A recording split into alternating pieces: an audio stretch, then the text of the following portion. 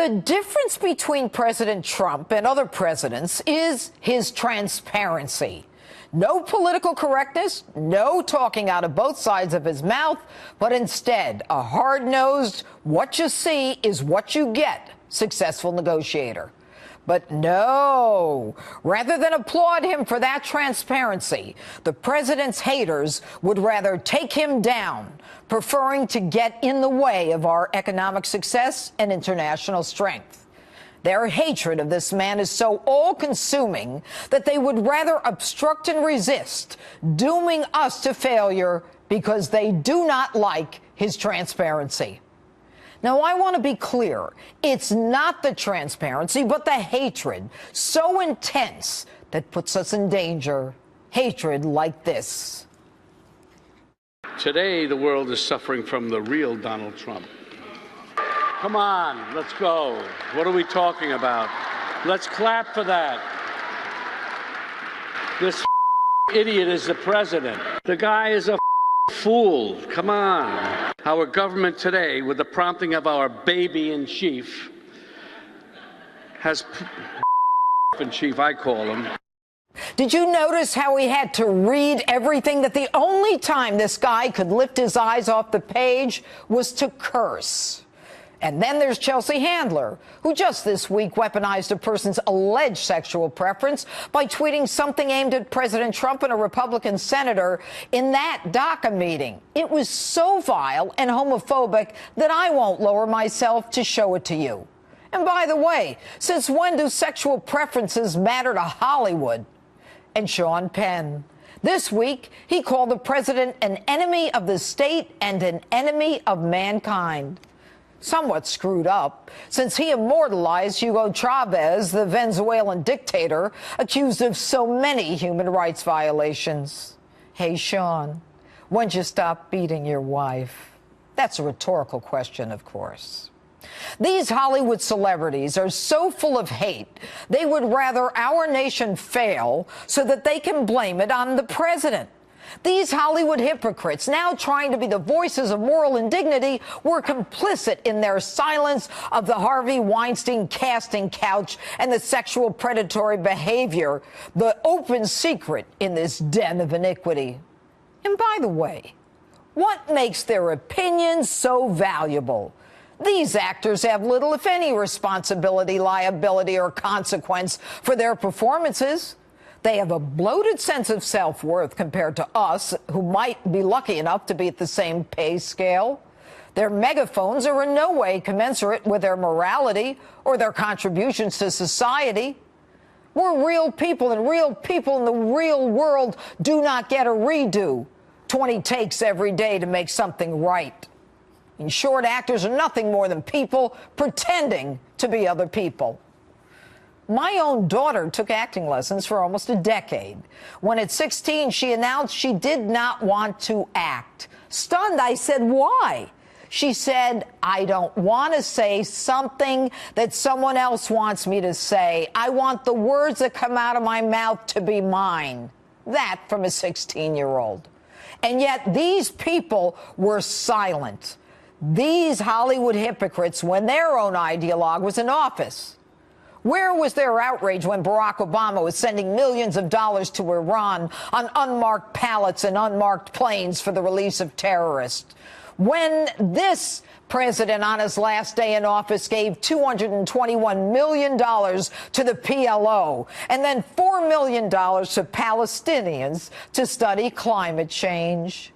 Where was their outrage when this administration, Obama's, thwarted a U.S. international drug operation called Project Cassandra, where Hezbollah, an arm of Iran, was engaging in drug trafficking to the United States and killing Americans, so that Obama could then dance with the devil in Iran and send them $150 billion? Where was Hollywood's outrage when the president allowed the sale of 20% of our uranium, used by others to make nuclear bombs, and Molly 99 for nuclear medical imaging, to be sold to the Russians, with a payback of hundreds of millions going to the Clintons? What was in it for Obama for his silence? And where was the outrage when Obama couldn't stop apologizing for America's alleged sins? Instead, our president, the man who improves our economy, reduces unemployment, brings the stock market to historic highs, passes tax reform already adding $2 million to our economy, building up the military, eliminates the individual mandate, and in spite of being an accused racist, has brought black unemployment, heightened under 8 years of an African-American president, to record lows. So to the actors and the haters out there, put a lid on it. Real people, not actors, not ideologues, elected Donald Trump president. Real people, the ones who only get one take to provide for their families. Your voices don't compare to the voices of the forgotten men and women who live a normal, hard-working life, who heard Donald Trump and figured they had nothing to lose after Barack Obama, took a chance and bought into his lack of political correctness and his transparency, and are now benefiting from it. And that's my open. Tell me what you think on my Facebook page, Twitter, and Instagram, hashtag Judge Jeanine.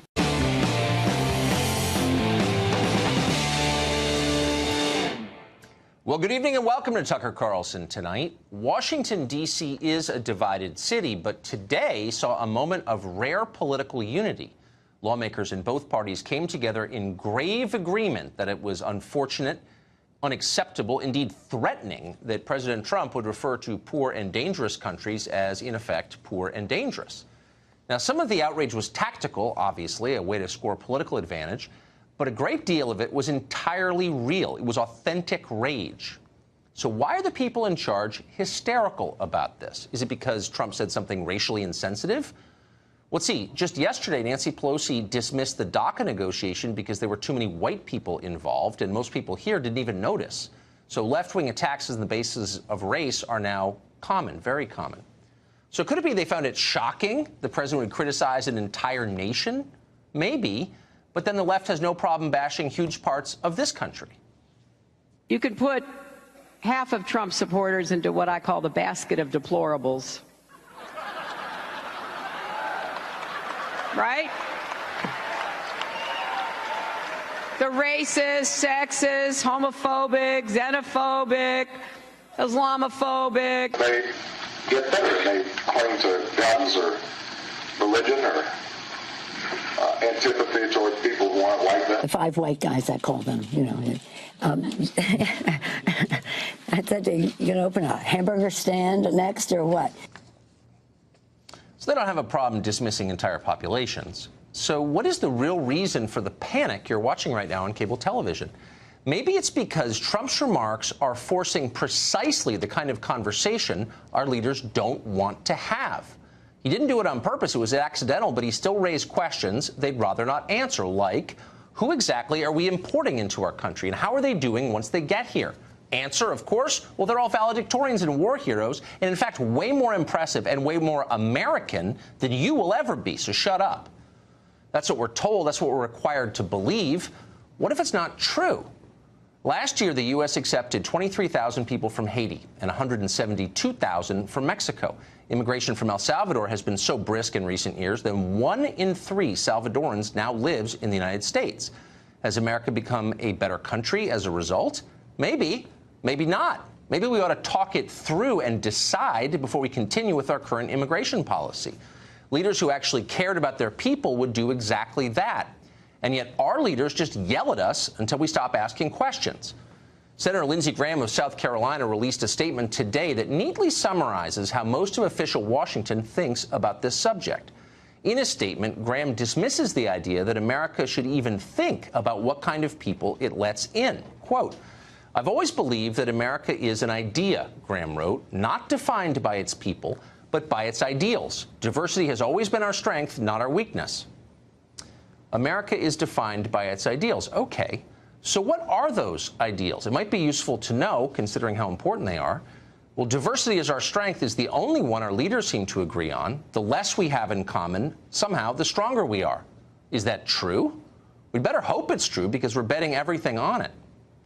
But there's a deeper problem with what Senator Graham said. Quote, America is not defined by its people. Really?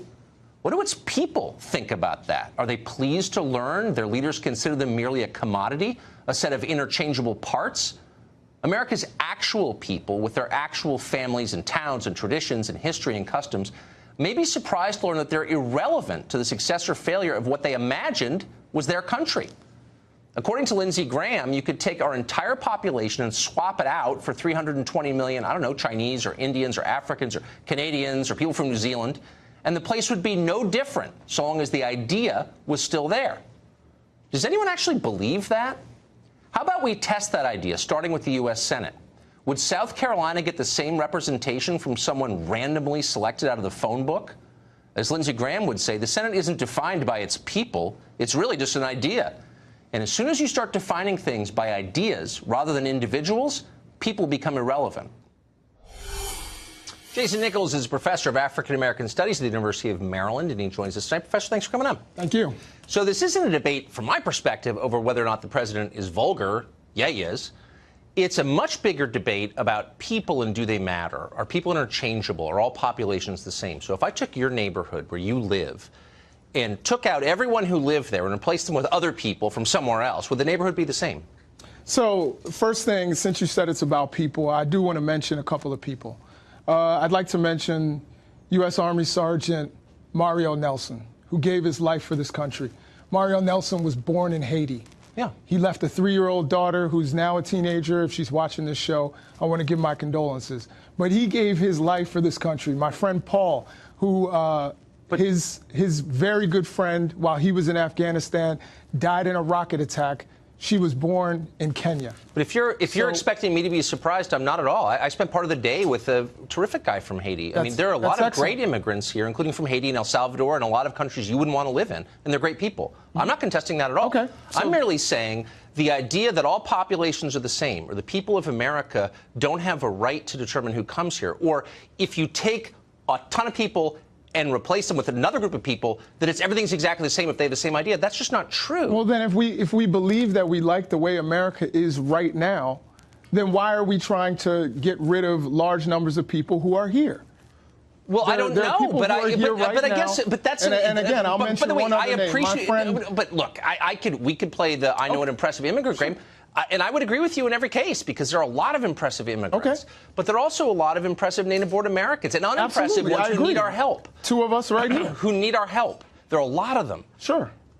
But the idea that it's somehow outrageous or bigoted to say that there are differences between countries or cultures, that's insane. That's lying. So what is outrageous and bigoted, among many things that our president has said, what is outrageous and bigoted is to select certain places and call them crap holes. And again, I'm going to edit myself here, but to call them crap holes. Now, again, Haiti and continental Africa have very little in common other than the color of the skin of the residents who live there.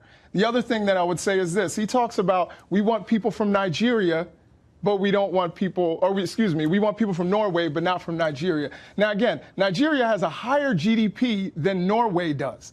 It is the wealthiest country in Africa. So he's saying he wants a merit-based... I mean, look, it's hardly relevant to the point, but is it? Norway, you're wrong on that one point. Norway, I think, is the richest country in the world. No, actually, the GDP, the way I saw it was, I think it's 300... Okay, well, look, I mean, here's the point. We get a ton more people from Nigeria than we do from Norway sure. And I think because people from Norway don't have to leave. Okay. There's no reason to leave Norway. Norway, you get free health care up until the age of 16. If you were really interested in helping America, you would want the most impressive people you could find. Some would be from Nigeria, some would be from Norway, some would be from Togo, some would be from Japan, to move here. But you would rate them on the basis of how impressive they were.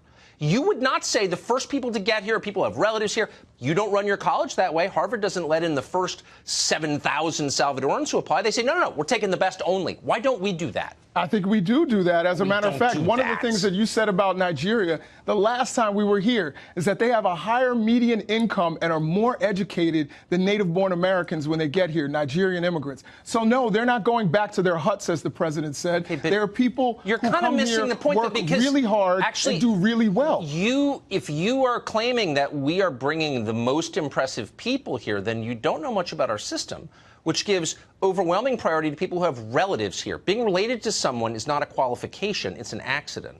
So we don't have that. That's not a criterion that Apple uses when it hires people. If you really cared about America, you would say, we're only taking the best. We'll devise a test to figure out who they are, but we're only taking those people. Well, again, I think Sergeant Nelson was the best. He came here. He sacrificed his life for this country. But I agree. I'm not contesting that. So then what? I'm not. Oh, so you're saying? Oh, my argument is we have that people if you who come here who work extremely hard and some of them do very well. We do, and we also have people who come here and don't do well. But the point is not them. And they're native-born people the same way. The point is not them.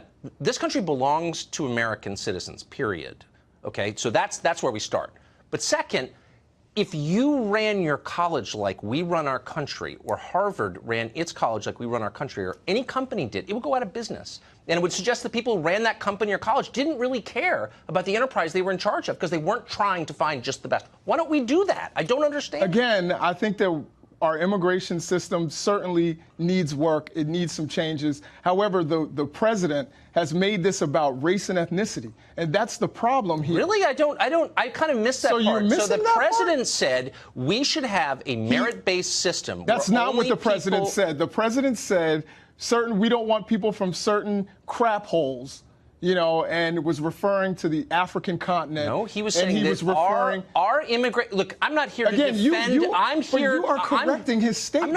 I'm not here to correct what he said. Yeah. I'm here to make the case for acting on behalf of our country with a merit-based immigration system. Tucker Carlson, if you were president of the United States and you said those things, we could sit here and have a discussion about that. I'd be 100% open to that. Oh, would you really? You'd be open to it? I don't think so. The problem is. You are sitting here and making an argument that the president hasn't made. That's fine. Look, I think as a general matter, we pay way too much attention to the brain droppings of the president. I'm making a case. He's the president. He's the president. But there are a lot of other people. They have real consequences. The White House has issued its plans, which have been rejected out of hand by Democrats, which would end chain migration, make this a merit-based system, end the diversity lottery, and install E-Verify universally, so we're not giving jobs to the illegals. Let's talk about some of the other things. What's wrong with those ideas? Let's talk about some of the other things that this administration do you agree with those ideas? The administration right now has taken it, has increased the amount of people that they're trying to deport, and is talking about leaving 800,000 young people who have lived here, like my friend Nancy Raise, since the age of 3, trying to keep them So we're not from getting allowed an to education. deport people who are here illegally? If I show up at Harvard without enrolling and start taking classes and they kick me off campus, are they immoral for doing that? Like, what are you talking about? If someone has been here since the age of 3 and didn't choose to be here, and this is all that they know, yes, that is immoral. Any non-criminal DACA recipients, and we're not going to, as you know. But people who commit crimes who are here illegally, why do they have a right to be here? I'm totally. But it's not about crime. As a matter of fact, since the Obama administration, the people who are being detained, who have not committed you haven't answered any of my questions, have risen. Okay. I just want to treat our country with the love and respect that you treat your college with. That's it. Absolutely, and I want a country that sticks to its values. Right. One of the things that is protecting its own people one of the things that is on one of the greatest symbols of freedom in this country, of course, is the poem that talks about the huddled masses. It talks about bringing poor, even homeless people, and we've done a lot of that. And that is something that we stand for as a nation. What we stand for is protecting our own people because it's their country. It doesn't belong to people from other countries. It belongs to us. We're Americans. That's the whole point of a government. And I don't think our interests are being looked out for first. I just don't. Yeah, I would disagree with that. All right. I think, I agree with you that I think this administration is not always looking out for all its citizens. I certainly agree with you. Good to see you. Absolutely. Welcome to Waters World. I'm Jesse Waters. The S-hole spin. That's the subject of tonight's Waters Words. In a meeting at the White House, President Trump allegedly called Haiti, El Salvador, and some African countries S-holes. The president was talking to congressmen and senators privately who wanted to let hundreds of thousands of people from these countries into America. The president reportedly suggested bringing in people from places like Norway. And all hell broke loose on CNN. The president seems to harbor racist feelings about people of color from other parts of the world. It just shows that The president has racist views. I mean, how long do we have to dance around that issue? A white from Norway can come here, but a black dude from Haiti can't. What does that tell you in an America that in one generation called you? What does that tell you, Don? I can tell you that what that tells like me. We're no different than we were a generation ago, and we're learning the same lessons that we learned when we called the Chinese man, when we called a man from Guatemala, and we called a black man. Wow. Listen, what the president said was offensive. It was crude and not helpful. The president's blunt, sometimes too blunt, and this was one of those times. But the president wants what's best for America, like an immigration system based on merit, not skin color. Putting America first is not racist, it's patriotic. But the real story is how the left, specifically CNN, covers tough talk depending on the party. President Obama called Libya an S show after he led from behind and the country turned into a failed state. Was he racist? That president also famously referred to people in middle America as bitter clingers. They get better and they cling to guns or religion or antipathy towards people who aren't like them, or anti-immigrant sentiment, or anti-trade sentiment, a way to explain their frustrations. Now, Hillary at the time called that demeaning. Then 8 years later called those same people deplorable. You could put half of Trump supporters into what I call the basket of deplorables. The racist, sexist, homophobic, xenophobic, Islamophobic, you name it. I've been at parties with liberals who've called Queens an S-hole. Queens. I've heard liberals call Detroit an S-hole. And I've heard dozens of Democrats call middle America a lot worse than an S-hole. Not only that, how many times have you heard the left call cops racist, call the military a bunch of Nazis, and regular hardworking Americans hicks and right-wing extremists? Democrats have actually compared Republicans to ISIS. Where's the outrage on CNN? Democrats have been calling America an S-hole for decades, but Trump says it about a third world country and gets savaged for it? We can say this, he's always been proud of being an American, unlike some people. For the first time in my adult life, I am proud of my country. They're not whole countries. For one, Donald Trump isn't their president.